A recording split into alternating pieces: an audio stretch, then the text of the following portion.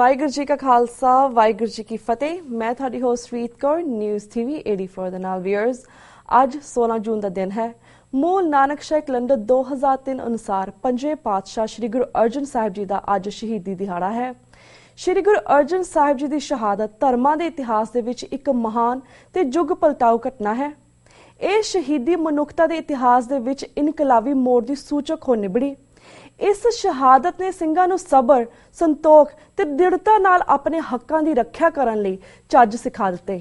ਸਿੱਖੀ ਦੇ ਮਹਿਲ ਦੀਆਂ ਨੀਹਾਂ ਨੂੰ ਐਸਾ ਪੱਕਾ ਤੇ ਮਜ਼ਬੂਤ ਕੀਤਾ ਕਿ ਆਉਣ ਵਾਲੇ ਸਮੇਂ ਵਿੱਚ ਜ਼ਾਲਮਾਂ ਦੇ ਜ਼ੁਲਮ ਵੀ ਇਸ ਦਾ ਕੁਝ ਨਾ ਵਿਗਾੜ ਸਕਣ। ਵਿਊਅਰਸ, ਅੱਜ ਅਸੀਂ ਦੋ ਸ਼ਖਸੀਅਤਾਂ ਦੇ ਨਾਲ ਗੁਰੂ ਅਰਜਨ ਸਾਹਿਬ ਜੀ ਦੀ ਸ਼ਹਾਦਤ ਅਤੇ ਹੋਰ ਪੰਥਕ ਮੁੱਦਿਆਂ ਤੇ ਗੱਲਬਾਤ ਕਰਨ ਜਾ ਰਹੇ ਹਾਂ। ਸਭ ਤੋਂ ਪਹਿਲਾਂ ਅਸੀਂ ਗੱਲਬਾਤ ਕਰਦੇ ਹਾਂ ਭਾਈ ਗੁਰਦਰਸ਼ਨ ਸਿੰਘ ਜੀ ਨਾਲ, ਜਿਹੜੇ ਕਿ ਸਿੱਖ ਧਰਮ ਦੇ ਕੀਰਤੀਆਨੀ ਹਨ ਅਤੇ ਪ੍ਰਚਾਰਕ ਵੀ ਹਨ ਅਤੇ ਸਾਨੂੰ ਇਸ ਵੇਲੇ ਮੈਰੀਲੈਂਡ ਤੋਂ ਫੋਨ ਲਾਈਨ ਤੇ ਜੁੜ ਚੁੱਕੇ ਹਨ। ਜੀ ਭਾਈ ਸਾਹਿਬ, ਵਾਹਿਗੁਰੂ ਜੀ ਕਾ ਖਾਲਸਾ ਵਾਹਿਗੁਰੂ ਜੀ ਕੀ ਫਤਿਹ। ਵਾਹਿਗੁਰੂ ਜੀ ਕਾ ਖਾਲਸਾ ਵਾਹਿਗੁਰੂ ਜੀ ਕੀ ਫਤਿਹ ਜੀ। ਵੀਰ ਜੀ, ਜਿਸ ਤਰ੍ਹਾਂ ਮੂਲ ਨਾਨਕ ਸ਼ਾਹੀ ਕੈਲੰਡਰ 2003 ਮੁਤਾਬਿਕ ਅੱਜ ਗੁਰੂ ਅਰਜਨ ਸਾਹਿਬ ਜੀ ਦਾ ਸ਼ਹੀਦੀ ਦਿਹਾੜਾ ਹੈ, ਤੁਸੀਂ ਇਸ ਸੰਬੰਧੀ ਸਭ ਤੋਂ ਪਹਿਲਾਂ ਸਾਡੇ ਦਰਸ਼ਕਾਂ ਨੂੰ ਕੀ ਕਹਿਣਾ ਚਾਹੋਗੇ?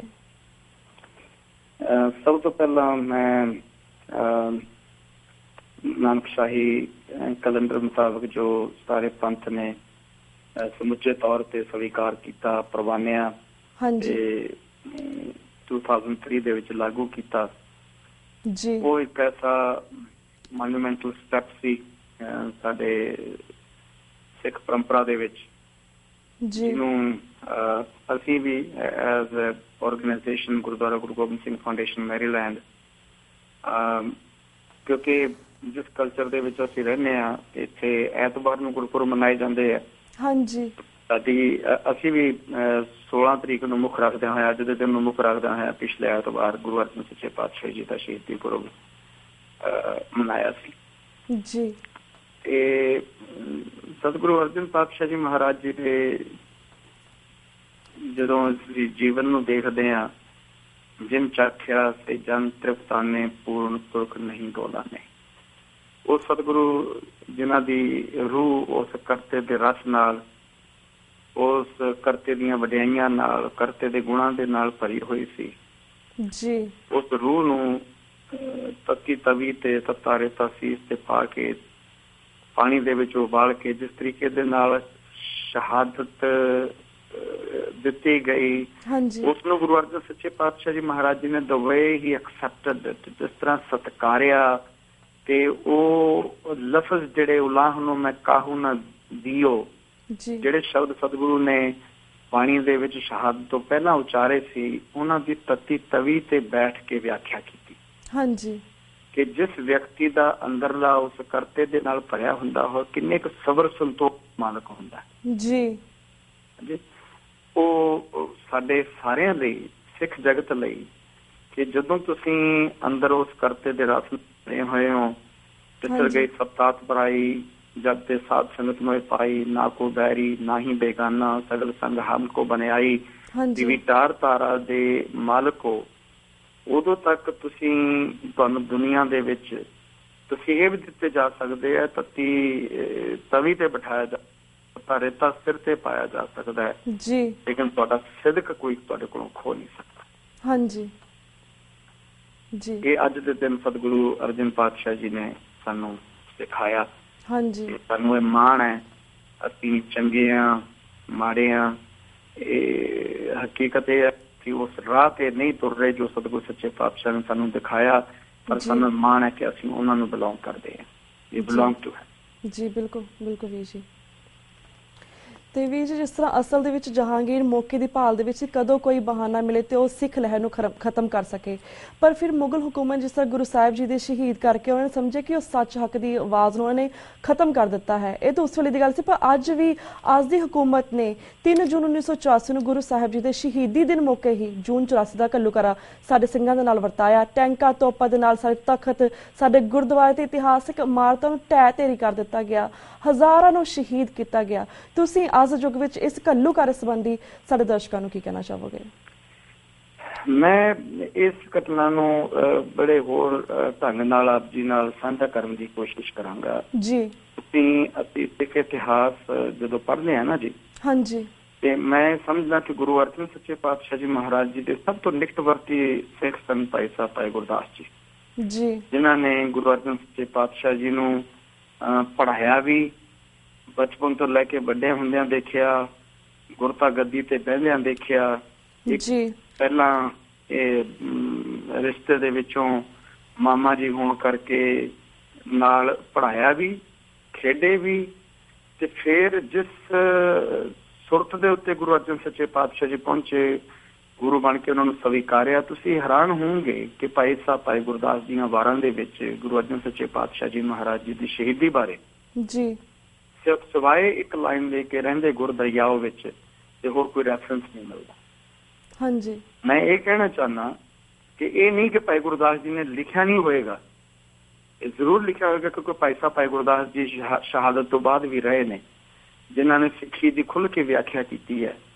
ਪਰ ਹੋ ਸਕਦਾ ਹੈ ਕਿ ਕਿਸੇ ਕਾਰਨ ਉਹ ਇਤਿਹਾਸ ਵੀ ਸਾਡੇ ਪਾਸੋਂ ਅਲੋਪ ਹੋ ਚੁੱਕਿਆ ਹੋਵੇ। ਜਿਹੜਾ ਜ਼ਾਲਮ ਹੁੰਦਾ ਹੈ, ਗੁਰੂ ਅਰਜਨ ਸੱਚੇ ਪਾਤਸ਼ਾਹ ਜੀ ਮਹਾਰਾਜ ਜੀ ਦੀ ਸ਼ਹਾਦਤ ਤੋਂ ਪਹਿਲਾਂ ਉਹਨਾਂ ਦਾ ਦਵੇ ਗੁਰੂ ਅਰਜਨ ਸਾਹਿਬ ਜੀ ਬਾਰੇ ਇਹਨਾਂ ਨੇ ਚੰਦੂ ਚੌਂਕੜੀ ਤੇ ਜਹਾਂਗੀਰ ਨੇ ਤੇ ਸ਼ੇਖ ਅਹਿਮਦ ਸਰਹੰਦੀ ਤੇ ਇਹ ਜਿਹੜੇ ਸਾਰੇ ਟੋਲੇ ਨੇ ਇੱਕ ਵਿਚਾਰਧਾਰਾ ਇਹੋ ਜਿਹੀ ਕਾਇਮ ਕਰ ਦਿੱਤੀ, ਲੋਕਾਂ ਨੂੰ ਇਸ ਕਿਸਮ ਦਾ ਪ੍ਰਚਾਰਿਆ ਕਿ ਜੋ ਗੁਰੂ ਗ੍ਰੰਥ ਸਾਹਿਬ ਮਹਾਰਾਜ ਗੁਰੂ ਅਰਜਨ ਸਾਹਿਬ ਜੀ ਮਹਾਰਾਜ ਜੀ ਨੇ ਲਿਖੇ ਨੇ, ਸੰਪਾਦਨਾ ਕੀਤੀ ਹੈ, ਉਹਦੇ ਵਿੱਚ ਹਿੰਦੂਆਂ ਤੇ ਮੁਸਲਮਾਨਾਂ ਦੇ ਖਿਲਾਫ ਬਹੁਤ ਕੁਝ ਲਿਖਿਆ। ਇਹ ਇੱਕ ਸਾਈਕੋਲੋਜੀਕਲੀ ਜਿਹੜੇ ਆਮ ਲੋਕ ਨੇ, ਜਿਹੜੇ ਧਰਮ ਨੂੰ ਉਸ ਗਹਿਰਾਈ ਤੱਕ ਨਹੀਂ ਜਾਣਦੇ ਹੁੰਦੇ, ਜਿਹੜੇ ਸਰਫਸ ਤੇ ਜਿਉਂਦੇ ਹੁੰਦੇ ਨੇ, ਉਹਨਾਂ ਲਈ ਬੜਾ ਇਹ ਹੁੰਦਾ ਕਿ ਜੀ how dare somebody road against Islam, how somebody road against Hinduism. ਉਸ ਵੇਲੇ ਦਾ ਜੋ ਅੱਜ ਵੀ ਉਹੀ ਉਸ ਕਿਸਮ ਦਾ ਮਾਹੌਲ ਹੈ। ਗੁਰੂ ਅਰਜਨ ਸੱਚੇ ਪਾਤਸ਼ਾਹ ਜੀ ਨੂੰ ਦਾ ਕਰੈਕਟਰ ਅਸੈਸੀਨੇਸ਼ਨ ਕੀਤਾ ਗਿਆ, ਬਦਨਾਮ ਕੀਤਾ ਗਿਆ, ਤਾਂ ਕਿ ਉਹਨਾਂ ਦੀ ਸ਼ਹਾਦਤ ਤੋਂ ਬਾਅਦ ਕੋਈ ਰੌਲਾ ਨਾ ਪਵੇ। ਪਰ ਹਕੀਕਤ ਇਹ ਹੈ ਕਿ ਜਦੋਂ ਗੁਰੂ ਅਰਜਨ ਸੱਚੇ ਪਾਤਸ਼ਾਹ ਜੀ ਮਹਾਰਾਜ ਜੀ ਨੂੰ ਗ੍ਰਿਫਤਾਰ ਕੀਤਾ ਗਿਆ, ਲਾਹੌਰ ਚ ਲਿਜਾਇਆ ਗਿਆ, ਲੋਕਾਂ ਨੇ ਉਹ ਸਾਰਾ ਤਮਾਸ਼ਾ ਸ਼ਹਾਦਤ ਦਾ ਦੇਖਿਆ, ਪਰ ਜਦੋਂ ਉਹਨਾਂ ਨੂੰ ਤੱਤੀ ਤਵੀ ਤੋਂ ਬੈਠਣ ਤੋਂ ਸ਼ਹਾਦਤ ਦੇ ਦਿਨ ਤੋਂ ਬਾਅਦ ਫਿਰ ਹਾਲਾਤ ਜਿਹੜੇ ਸੀ ਬਦਲ ਚੁੱਕੇ। ਉਹ ਵੀ ਲੋਕ ਜਿਨ੍ਹਾਂ ਨੇ ਤੱਤੀ ਤਵੀ ਤੇ ਬਿਠਾਇਆ, ਉਹਨਾਂ ਦੇ ਵੀ ਹੱਥ ਕੰਬੇ ਹੋਣਗੇ ਕਿ ਅੱਲਾ ਕਹਿਣ ਵਾਲੇ, ਅੱਲਾ ਦੇ ਭਗਤ ਕਹਾਉਣ ਵਾਲੇ ਇੱਕ ਅੱਲਾ ਨੂੰ ਤੱਤੀ ਤਵੀ ਤੇ ਬਿਠਾ ਰਹੇ ਨੇ। ਸੋ ਇਹ ਚੰਦੂ ਚੌਂਕੜੀ ਦਾ, ਬ੍ਰਾਹਮਣ ਦਾ ਤੇ ਜਹਾਂਗੀਰ ਦਾ ਇੱਕ ਪਲਾਨ ਸੀ, ਜਿਹਦੇ ਅਧੀਨ ਪਹਿਲਾਂ ਗੁਰੂ ਅਰਜਨ ਸਾਹਿਬ ਜੀ ਮਹਾਰਾਜ ਜੀ ਦੇ ਖਿਲਾਫ ਆਮ ਲੋਕ ਰਾਏ ਬਣਾਈ ਜਾਵੇ ਤੇ ਉਸ ਤੋਂ ਬਾਅਦ ਸ਼ਹੀਦ ਕੀਤਾ ਜਾਵੇ। ਮੈਂ ਡਿਟੇਲ ਦੇ ਵਿੱਚ ਨਹੀਂ ਜਾਣਾ ਚਾਹੁੰਦਾ ਕਿ ਕਿਵੇਂ ਗੁਰੂ ਅਰਜਨ ਸੱਚੇ ਪਾਤਸ਼ਾਹ ਜੀ ਦੇ ਉੱਤੇ ਬਲੇਮ ਲਾਇਆ ਕਿ ਕਿਸ ਤਰ੍ਹਾਂ ਇਹਨਾਂ ਨੇ ਬਾਗੀਆਂ ਦੀ ਮਦਦ ਕੀਤੀ ਹੈ, ਪਰ ਇਹ ਕਾਰਨ ਬੜੇ ਸਮਝਣਯੋਗ ਹਨ।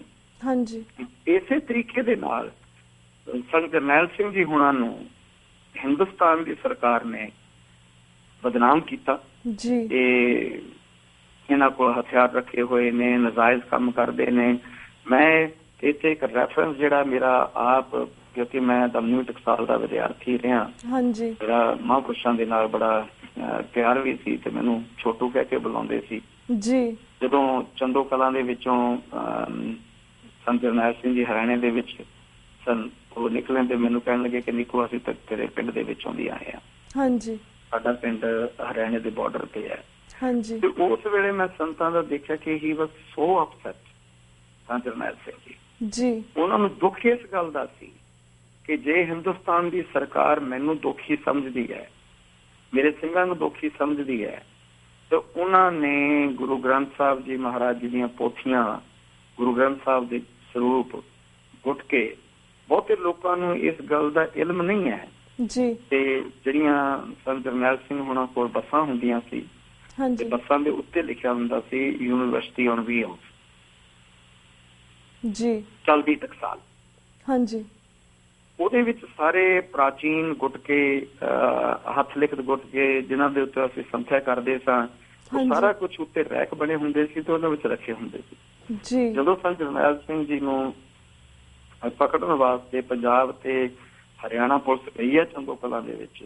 ਹਾਂਜੀ। ਸੰਤ ਮਹਾਂਪੁਰਸ਼ ਉੱਥੋਂ ਨਿਕਲ ਚੁੱਕੇ ਸਨ ਤੇ ਉਸ ਵੇਲੇ ਇਹਨਾਂ ਨੇ ਜਦੋਂ ਬੱਸਾਂ ਨੂੰ ਅੱਗਾਂ ਲਾਈਆਂ ਨੇ ਤੇ that was the day Sant Jarnail Singh ji was totally changed। ਜੀ। ਕਿਸ ਕਾਨੂੰਨ ਦੇ ਅਧੀਨ ਤੁਸੀਂ ਕਿਸੇ ਵਿਅਕਤੀ ਦੀ ਜਿਹੜੀ ਪਰੰਪਰਾਗਤ ਜਾਇਦਾਦ ਹੈ, ਜਿਹੜੀ ਦਮਨਵੀਂ ਟਕਸਾਲ ਬਾਬਾ ਦੀਪ ਸਿੰਘ ਤੋਂ ਸ਼ੁਰੂ ਹੋ ਕੇ ਤੇ ਉਸ ਇਤਿਹਾਸ ਦੀ ਵਾਰਸ ਹੈ ਤੇ ਪੁਰਾਣੇ ਗੁਟਕੇ, ਪੁਰਾਣੀਆਂ ਪੋਥੀਆਂ, ਜੀ, ਜਿਸ ਤਰੀਕੇ ਦੇ ਨਾਲ ਇਹਨਾਂ ਨੇ ਸਾਰੀਆਂ ਅਗਨ ਭੇਟ ਕੀਤੀਆਂ ਜੀ, ਤੇ ਉਹ ਇੱਕ ਨਵਾਂ ਮੋੜ ਸੀ ਸੰਤ ਜਰਨੈਲ ਸਿੰਘ ਜੀ ਦੀ ਜ਼ਿੰਦਗੀ ਦੇ ਵਿੱਚ, ਜਿੱਥੇ ਉਹਨਾਂ ਨੇ ਦੇਖਿਆ ਕਿ ਹਿੰਦੁਸਤਾਨ ਦੇ ਵਿੱਚ ਸਿੱਖਾਂ ਦੇ ਲਈ ਕੋਈ ਆਜ਼ਾਦੀ ਨਹੀਂ ਹੈ।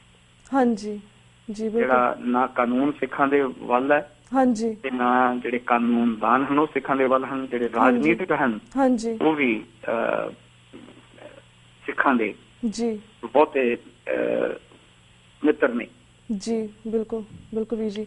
ਤੇ ਵੀਰ ਜੀ ਸਾਡੇ ਕੋਲ 1.5 ਮਿੰਟ ਰਹਿ ਗਿਆ, ਐਕਚੁਅਲੀ 1 ਮਿੰਟ ਹੀ ਰਹਿ ਗਿਆ ਐਟ ਦੀ ਐਂਡ। ਜਿਸ ਤਰ੍ਹਾਂ ਆਪਾਂ ਗੱਲ ਕੀਤੀ ਹੈ, ਸ਼ਹਾਦਤ ਦੀ ਗੱਲ ਕੀਤੀ ਹੈ, ਪਰ ਜਿਸ ਤਰ੍ਹਾਂ ਸਾਨੂੰ ਇਹਨਾਂ ਨੇ ਸਿਖਾਇਆ ਸੀ ਕਿ ਸਿੰਘਾਂ ਨੂੰ ਸਬਰ, ਸੰਤੋਖ ਤੇ ਦ੍ਰਿੜਤਾ ਦੇ ਨਾਲ ਚੱਲਣ ਲਈ ਸਿਖਾਇਆ ਸੀਗਾ। ਅੱਜ ਵੀ ਅਸੀਂ ਇਸ ਗੱਲ ਤੇ ਪਹਿਰਾ ਦਿੰਦੇ ਹਾਂ, ਪਰ ਜਿਹੜੀ ਅੱਜ ਦੀ ਹੁਕੂਮਤ ਹੈ ਉਹ ਸਾਨੂੰ ਸਾਡਾ ਜੈਨੋਸਾਈਡ ਕਰਦੀ, ਸਾਡੀ ਨਸਲਕੁਸ਼ੀ ਕਰਦੀ। ਸਾਡੇ ਬੱਚੇ ਜਿਹੜੇ ਨੇ ਕਿਸ ਤਰ੍ਹਾਂ ਪਹਿਲਾਂ ਉਹਨਾਂ ਨੇ ਫੇਕ ਐਨਕਾਊਂਟਰ 'ਚ ਮਾਰੇ, ਉਸ ਤੋਂ ਬਾਅਦ ਹੁਣ ਕਿਸ ਤਰ੍ਹਾਂ ਨਸ਼ਿਆਂ ਦੇ ਦਲਦਲ 'ਚ ਵੀ ਡੁੱਬੇ ਪਏ ਨੇ। ਜਿਹੜੇ ਬੱਚੇ ਜਾਗਦੇ ਨੇ ਜਾਂ ਆਪਣੀ ਜਾਗਰੂਕ ਨੇ, ਉਹਨਾਂ ਨੂੰ ਕਿਸ ਤਰ੍ਹਾਂ ਸਿਰ ਦੇ ਵਿੱਚ ਗੋਲੀਆਂ ਮਾਰ ਕੇ ਖਤਮ ਕਰ ਦਿੱਤਾ ਜਾਂਦਾ ਹੈ।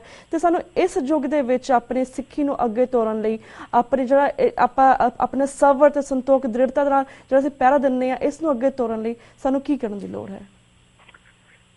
ਮੈਂ ਸਮਝਦਾ ਸਾਡੇ ਅਸੀਂ ਜਿਹੜੇ ਖਾਸ ਕਰਕੇ ਬਾਹਰਲੇ ਮੁਲਕਾਂ 'ਚ ਸਿੱਖ ਰਹਿੰਦੇ ਹਾਂ ਜੀ, ਜਿੱਥੇ ਸਾਨੂੰ ਆਜ਼ਾਦੀ ਦੇ ਅਰਥ ਪਤਾ ਨੇ, ਜਿੱਥੇ ਅਸੀਂ ਆਪਣੀ ਕਿਸਮ ਦੀ ਆਜ਼ਾਦੀ ਮਾਣ ਰਹੇ ਹਾਂ। ਕਿਉਂਕਿ ਜਦੋਂ ਤੁਸੀਂ ਗੁਲਾਮ ਮੁਲਕ ਦੇ ਵਿੱਚ ਰਹਿੰਦੇ ਹੋ, ਤੁਹਾਨੂੰ ਕਈ ਵਾਰੀ ਐਕਸਪੋਜ਼ਰ ਨਹੀਂ ਹੁੰਦਾ ਕਿ ਅਸਲ 'ਚ ਆਜ਼ਾਦੀ ਦੇ ਅਰਥ ਕੀ ਨੇ, ਗੁਲਾਮੀ ਕੀ ਹੁੰਦੀ ਹੈ।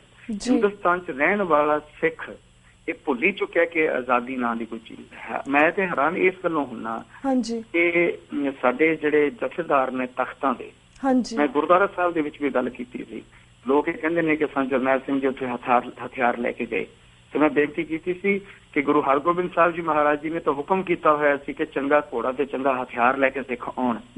ਕੋਈ ਸਿੱਖ ਹਥਿਆਰ ਲੈ ਕੇ ਹਰਿਮੰਦਰ ਸਾਹਿਬ ਜਾਵੇ, ਅਕਾਲ ਤਖਤ ਸਾਹਿਬ ਜਾਵੇ, ਉਹਦੇ ਨਾਲ ਅਪਵਿੱਤਰ ਨਹੀਂ ਹੁੰਦਾ। ਜਿੱਥੇ ਅਪਵਿੱਤਰ ਆਤਮਾਵਾਂ ਵਾਲੇ, ਜਿੱਥੇ ਝੂਠਿਆਂ ਦੇ ਬਣਾਏ ਹੋਏ ਝੂਠੇ ਜਥੇਦਾਰ ਬੈਠਦੇ ਨੇ, ਉਹਨਾਂ ਦੇ ਬੈਠਣ ਕਰਕੇ ਤੇ ਉਹਨਾਂ ਦੇ ਫੈਸਲਿਆਂ ਕਰਕੇ ਅਕਾਲ ਤਖਤ ਦੀ ਬੇਅਦਬੀ ਹੁੰਦੀ ਹੈ। ਅੱਜ ਦੇ ਸਿੱਖ ਨੂੰ ਇਹ ਸਮਝ ਲੈਣਾ ਚਾਹੀਦਾ ਕਿ ਜਦੋਂ ਤੱਕ ਸਾਡੇ ਕੋਲ ਰਾਜ ਸੱਤਾ ਨਹੀਂ ਆਉਂਦੀ, ਸਾਡਾ ਆਪਣਾ ਬੋਲਬਾਲਾ ਨਹੀਂ ਹੁੰਦਾ, ਖਾਲਸੇ ਦੇ ਕੋਲ ਆਪਣੇ ਹੱਥ ਦੇ ਵਿੱਚ ਸ਼ਕਤੀ ਨਹੀਂ ਆਉਂਦੀ, ਤਾਕਤ ਨਹੀਂ ਆਉਂਦੀ, ਰਾਜ ਨਹੀਂ ਆਉਂਦਾ, ਉਦੋਂ ਤੱਕ ਜਿਹੜੀ ਕੌਮ ਦੀ ਅਸਲੀ ਰੂਪ ਰੇਖਾ ਹੈ, ਅਸਲੀ ਰੂਪ ਹੈ, ਉਹ ਉਜਾਗਰ ਨਹੀਂ ਹੋ ਸਕਦਾ। ਜੀ ਬਿਲਕੁਲ ਬਿਲਕੁਲ ਵੀਰ ਜੀ। ਵੀਰ ਜੀ ਥੈਂਕ ਯੂ ਸੋ ਮਚ ਕਿ ਤੁਸੀਂ ਗੁਰੂ ਸਾਹਿਬ ਜੀ ਦੀ ਸ਼ਹਾਦਤ ਬਾਰੇ ਤੇ ਆਫ ਕੋਰਸ ਸੰਤ ਜਰਨੈਲ ਸਿੰਘ ਭਿੰਡਰਾਵਾਲ ਜੀ ਸ਼ਖਸੀਅਤ ਬਾਰੇ ਵੀ ਸਾਡੇ ਦਰਸ਼ਕਾਂ ਨਾਲ ਸਾਂਝ ਪਾਈ। ਹੁਣ ਅਸੀਂ ਤੁਹਾਡੇ ਕੋਲ ਇਜਾਜ਼ਤ ਲੈਣੀ ਕਿਉਂਕਿ ਸਾਡਾ ਵਕਤ ਬ੍ਰੇਕ ਵੱਲ ਜਾ ਰਿਹਾ। ਸੋ ਵਾਹਿਗੁਰੂ ਜੀ ਕਾ ਖਾਲਸਾ, ਵਾਹਿਗੁਰੂ ਜੀ ਕੀ ਫਤਿਹ। ਵੀਰ ਜੀ ਵਿਊਅਰਸ, ਵਕਤ ਹੋ ਗਿਆ ਇੱਕ ਛੋਟੇ ਜਿਹੇ ਬ੍ਰੇਕ ਦਾ। Keep watching news TV 84। We'll be right back after a short break.